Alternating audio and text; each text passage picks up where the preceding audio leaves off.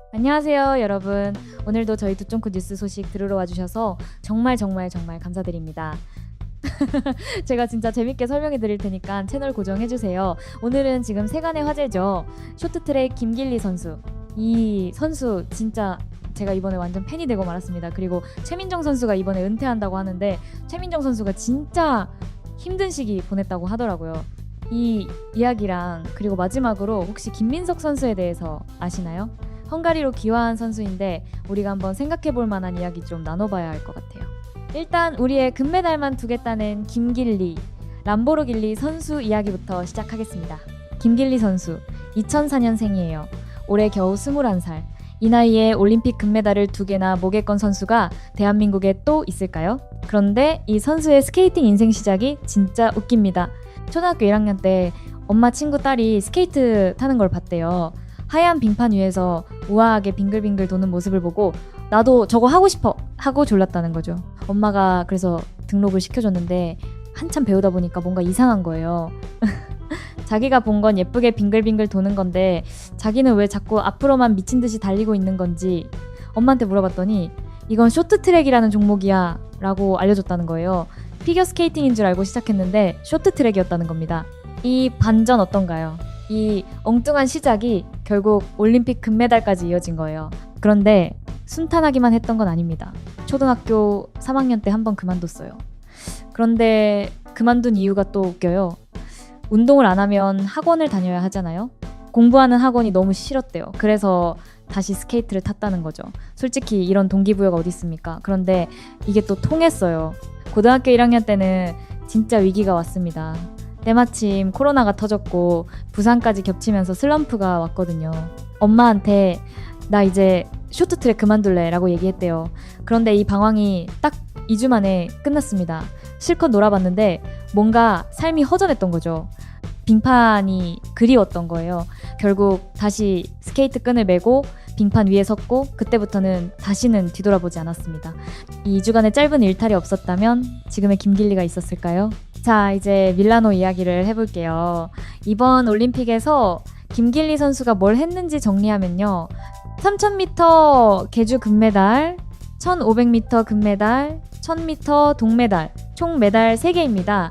그중 금이 2개예요. 첫 올림픽에서요. 이게 말이 됩니까? 특히 1500m 결승이 진짜 소름이었어요. 경기 초반부터 중반까지 김길리 선수랑 최민정 선수 둘 다 중간쯤에 나란히 위치해 있었거든요. 앞에는 미국의 스토더 선수가 1위로 치고 나가고 있었고요. 그러다가 최민정 선수가 먼저 움직입니다. 남은 바퀴가 7바퀴 정도 됐을 때 아웃코스로 빠지면서 속도를 끌어올려요. 순식간에 2위로 올라섰고 김길리 선수가 바로 뒤를 따라붙으면서 3위로 치고 올라왔어요. 이 순간부터 미국 선수 입장에서는 등 뒤에서 한국 선수 2명이 동시에 압박을 가하기 시작한 거죠. 그리고 결정적인 순간이 옵니다.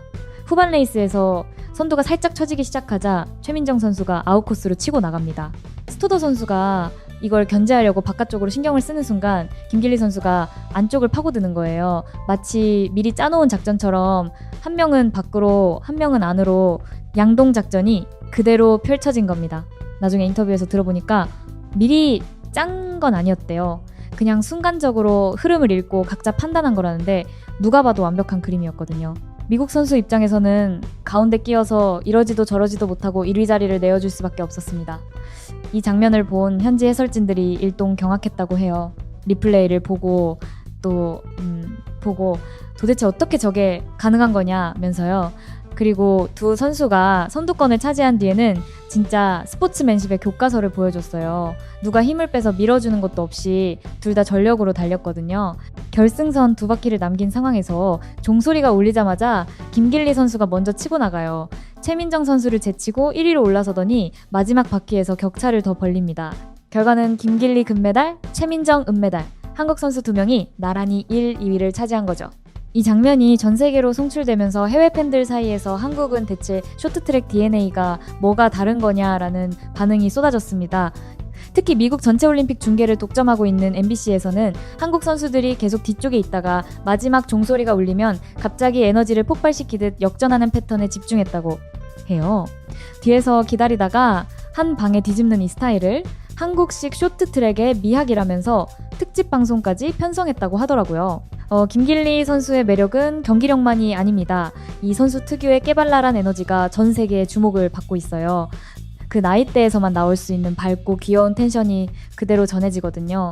보고 있기만 해도 기분이 좋아지는 비타민 같은 매력이랄까요? 하얼빈 아시안게임에서 메달을 딸 때 세리머니로 기아 타이거즈 김도영 선수의 홈런 세리머니를 따라 했던 거 아시죠? 부모님 영향으로 기아 팬이 됐다고 하는데 이걸 본 김도영 선수도 놀랍고 영광이라면서 화답했다고 해요. 나중에 실제로 기아 홈 개막전에서 시구자로도 나섰고요. 일본에서도 난리가 났습니다. 카와이 하면서 새로운 팬클럽 결성 소식까지 들려오고 있어요. SNS에 올라오는 김길리 선수 사진마다 일본 팬들의 반응이 뜨거운데 경기장 밖에서의 이 밝은 모습이 어쩌면 큰 무대에서도 떨지 않고 정상에 오를 수 있는 원동력인 것 같기도 해요. MBTI가 ESTP라고 하더라고요. 역시 에너지가 넘치는 타입이죠. 좌우명이 노력은 배신하지 않는다이고 자신을 표현하는 세 단어로 우상, MG, 긍정을 골랐대요. 이 세 단어만 봐도 이 선수가 어떤 사람인지 딱 감이 오지 않나요? 그런데 별명이 람보르길리잖아요. 빙판 위에서는 람보르기니처럼 폭발적인 스피드를 보여주는데 빙판 밖에서는 맛집 탐방이랑 패션, 놀러 다니는 걸 좋아하는 여성스러운 면이 있대요. 그리고 닭발이랑 곱창을 싫어하고 벌레를 극도로 무서워해서 진천 선수촌에 여름만 되면 소리 지르면서 돌아다닌다고 해요. 그래서 비공식 별명이 하나 더 있는데 정확히는 말씀 못 드리지만 꽤 귀엽습니다. 자, 이제 최민정 선수 이야기를 해야 합니다. 이 이야기는 조금 뭉클해질 수 있어요. 최민정 선수, 올해 27살, 밀라노가 세 번째 올림픽이었어요. 2018년 평창, 2022년 베이징, 그리고 2026년 밀라노. 통산 올림픽 메달이 무려 7개입니다. 금메달만 4개요. 대한민국 동계올림픽 역사상 최다 금메달 기록을 가진 선수가 됐어요. 쇼트트랙뿐만 아니라 동아계를 통틀어서 대한민국 올림픽 역사상 가장 많은 메달을 딴 선수예요. 이 기록의 무게감이 느껴지시나요? 그런데 이 선수의 시작은 결코 화려하지 않았습니다. 10살이던 2007년 가정 형편이 어려웠어요. 부모님이 최민정에게 선택을 요구합니다. 공부랑 운동 중에 하나만 골라라. 그때 이 어린 선수가 뭐라고 했는지 아세요? 일주일만 시간을 주세요. 10살짜리가 일주일을 달라고 한 거예요. 그리고 일주일 뒤에 운동을 선택합니다. 이 한 번의 결정이 대한민국 쇼트트랙 역사를 바꿨어요. 2014년 소치올림픽 때 해설이었던 안상미 전 선수가 방송에서 이런 말을 했어요. 심석희보다 더한 괴물이 있는데 나이 때문에 올림픽에 못 나왔다. 그 괴물이 바로 최민정이었습니다. 고작 몇 개월 차이로 소치올림픽에 출전하지 못했는데 당시에 이미 올림픽 메달을 노려볼 수 있는 기량이었대요. 소치올림픽 현장에서 만난 각국 지도자들이 하나같이 최민정이 시니어에 올라오는 내년에 세계 쇼트트랙 판이 뒤집힐 것이라고 말했다고 해요. 그리고 실제로 판이 뒤집혔죠. 시니어 데뷔 첫 시즌인 2015년에 세계선수권 종합 우승, 2016년에 2연패, 전설의 시작이었습니다. 하지만 최민정 선수의 커리어는 순탄하지만은 않았어요. 빙상계의 고질적인 파벌 문제에 휘말렸거든요. 많은 쇼트트랙 선수들이 한국체육대학교로 진학하는 관행이 있었는데 최민정 선수는 연세대학교를 선택했어요. 이게 당시 빙상계에서 큰 파장을 일으켰습니다. 당시 빙상계에 영향력을 행사하던 특정 인사가 최민정 선수에게 온갖 압박을 가했다고 해요. 기록 조작, 승부 조작 강요까지 있었다는 얘기도 나왔고요. 이 부분은 제가 직접적으로 어떤 사람이라고 말씀드리기 좀 그렇지만 당시 빙상연맹에서 상당한 권력을 가진 인물이었고 특정 대학 출신 선수들을 밀어주면서 그 라인에 속하지 않은 선수들을 견제했다는 건 이미 여러 언론을 통해 보도된 사실이에요. 최민정 선수는 그 압박 속에서도 오로지 압도적인 실력 하나로 살아남은 거죠. 실력이 워낙 압도적이니까 아무리 눌러도 안 눌렸던 거예요. 그리고 빼놓을 수 없는 이야기가 있죠. 심석희 선수와의 관계입니다. 원래 둘은 사이가 좋았어요. 최민정 선수가 데뷔 초에 심석희 선수를 잘 따랐고 석희 언니 껌딱지라는 별명까지 있었대요. 심석희 선수도 좋은 후배가 왔다며 반겼고요. 그런데 최민정 선수가 급격하게 성장하면서 대표팀 에이스 자리를 차지하게 되자 상황이 달라지기 시작합니다. 2021년에 터진 사건은 충격 그 자체였어요. 2018년 평창 올림픽 당시 심석희 선수와 코치진 사이에 오갔던 메시지가 공개됐는데 거기에 최민정 선수를 고의로 경기에서 탈락시키자는 내용이 담겨 있었던 거죠. 동료 선수를 뒷담하고 조롱하는 내용도 있었고요. 심지어 라커룸에서 녹음을 시도한 정황까지 나왔습니다. 자국에서 열리는 올림픽에서 국가대표 주장이 이런 일을 했다? 국민들이 경악할 수밖에 없었죠. 최민정 선수 입장에서 생각해보세요. 오직 메달 하나만 바라보고 묵묵히 훈련해 왔는데 같은 팀 동료가 자기를 넘어뜨리려 했다는 걸 뒤늦게 알게 된 거예요. 소속사를 통해 인간적인 신뢰를 잃었다고 밝혔고 같은 경기에 나서는 것 자체가 두렵다고 했을 정도였습니다. 심리치료를 오래 받고 나서야 베이징 올림픽에 출전할 수 있었다고 해요. 그래도 이번 밀라노에서는 둘 다 개주 멤버로 함께 뛰었어요. 심석희 선수가 최민정 선수에게 터치를 넘겨주는 장면도 있었고 결과적으로 금메달을 땄습니다. 완전히 화해했느냐고 묻는다면 글쎄요. 시상대에서도 서로 가장 먼 양끝에 섰고 인터뷰에서도 상대방을 직접 언급하진 않았거든요. 하지만 적어도 공동의 목표 앞에서는 개인적인 감정을 내려놓을 수 있게 된 것 같습니다. 프로라면 이 정도는 해야 하는 거 아닐까요? 그리고 경기가 끝난 뒤의 장면이 진짜 뭉클했어요. 최민정 선수가 기자회견에서 이렇게 말합니다. 정말 후회 없는 경기여서 후련하다. 그러면서 눈물을 펑펑 쏟은 거예요. 이번이 마지막 올림픽이라고 생각하고 뛰었다. 제가 할 수 있는 건 다 했다고 생각한다. 많은 기록도 세웠고 더 이상 후회는 없다. 이 말을 듣고 기자들이 깜짝 놀랐죠. 은퇴하시는 건가요? 최민정 선수는 직접적으로 은퇴라는 단어를 쓰진 않았지만 모든 정황이 마지막을 준비하는 사람의 모습이었어요. 그러면서 후배 김길리 선수를 격려합니다. 특별히 아끼는 후배 길리가 금메달이라서 더 기쁘다. 저도 과거에 전희경, 진선유 선배님들을 보며 꿈을 키웠다. 길리도 저를 보면서 꿈을 키우고 그걸 이어가는 과정에 있으니 더 뿌듯하다. 이제 길리가 잘할 테니 제가 편하게 쉴 수 있을 것 같다. 이 말을 현장에서 처음 들은 김길리 선수의 반응이 정말 충격적이었어요. 믹스존에서 밝은 표정으로 인터뷰하고 있다가 최민정 선수의 은퇴 암시를 전해 듣자마자 표정이 와장창 무너집니다. 언니가 마지막 올림픽이라고요? 하면서 눈에 금방 눈물이 그렁그렁해진 거예요. 울먹이면서 이렇게 말해요. 언니가 끝나고 축하해줘서 너무나 감사했다. 저도 언니가 고생한 것을 너무나 잘한다. 언니를 바라보며 훈련했다. 언니처럼 훌륭한 선수가 되고 싶다. 이 장면이 해외 전파를 타면서 바이럴 됐거든요. 레전드 선배와 그 선배를 보며 꿈을 키운 후배가 마지막이 될 수도 있는 무대에서 환상의 호흡으로 금메달과 은메달을 합작한 서사. 이것보다 완벽한 스토리가 있을까요? 자, 분위기를 좀 바꿔볼게요. 이 이야기는 좀 씁쓸합니다. 김민석 선수 기억하시죠? 2018년 평창 올림픽에서 스피드 스케이팅 1500m 동메달을 땄던 선수예요. 당시 겨우 19살이었는데 룸메이트였던 곽윤기 선수가 라디오스타에 나와서 이런 얘기를 했어요. 올림픽 숙소에서 이 선수가 배틀그라운드 게임만 하고 있길래 너 게임하러 왔어 애송아? 했는데 동메달을 따더니 돌아와서 하는 말이 저 역사 쓰러 왔어요 였다고요. 4년 뒤 베이징에서도 같은 종목 동메달을 또 땄어요. 올림픽 메달만 3개를 가진 선수입니다. 그런데 2022년에 사고를 칩니다. 동료 선수들과 함께 진천 선수촌에서 음주운전을 한 거예요. 훈련 기간 중 음주 자체가 금지인데 술을 마시고 운전까지 한 겁니다. 결국 자격 정지 1년 6개월이라는 중징계를 받았어요. 여기서 이야기가 끝나면 그래도 복귀하면 되지 않느냐고 생각하실 수 있는데 상황이 그렇게 단순하지가 않았어요. 징계 기간 동안 소속팀도 없고 수입도 없고 훈련 지원도 없는 상태가 됐거든요. 빙상연맹에서는 징계가 끝나면 올림픽 선발전에 출전 기회를 주겠다고 했지만 선수 입장에서 3년 동안 제대로 훈련도 못하고 올림픽 선발전에서 경쟁한다? 현실적으로 너무 어려운 상황이었던 거죠. 결국 김민석 선수는 헝가리의 제안을 받아들여 귀화를 선택합니다. 2024년에 헝가리 시민권을 취득했고 이번 밀라노 올림픽에는 헝가리 대표로 출전했어요. 공식 프로필 사진을 손흥민의 찰칵 세리머니 포즈로 제출했다고 하는데 이게 또 논란이 됐어요. 한국 정체성을 너무 가볍게 생각하는 거 아니냐고요?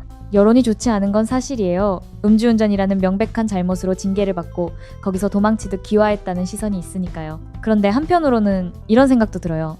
선수 생활이 영원한 게 아닌데 3년이라는 공백 동안 아무 지원도 없이 혼자 올림픽을 준비하라는 게 현실적으로 가능한 일인가?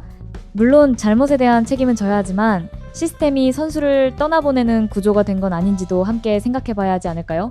김민석 선수 이야기를 하면 또 빠질 수 없는 사람이 있어요. 임효준 선수입니다. 임효준 선수는 2018년 평창올림픽 쇼트트랙 1500m 금메달리스트예요. 그 당시 세계 최고의 쇼트트랙 선수 중 하나였고 전 종목에서 최상위권 기량을 보여준 완벽한 올라운더였습니다. 그런데 성추행 혐의로 기소되면서 커리어가 꼬이기 시작해요. 결국 최종 판결은 무죄였지만 그 사이에 3년간 훈련도 못하고 전성기를 통째로 날렸어요. 결국 중국으로 귀화해서 린샤오진이라는 이름으로 뛰고 있습니다. 그런데 이 선수 이번 밀라노에서도 여전히 건재한 모습을 보여줬어요. 전성기 때 올라운더 스타일에서 스프린터형으로 변신했지만 국제 무대에서 꾸준히 성과를 내고 있거든요.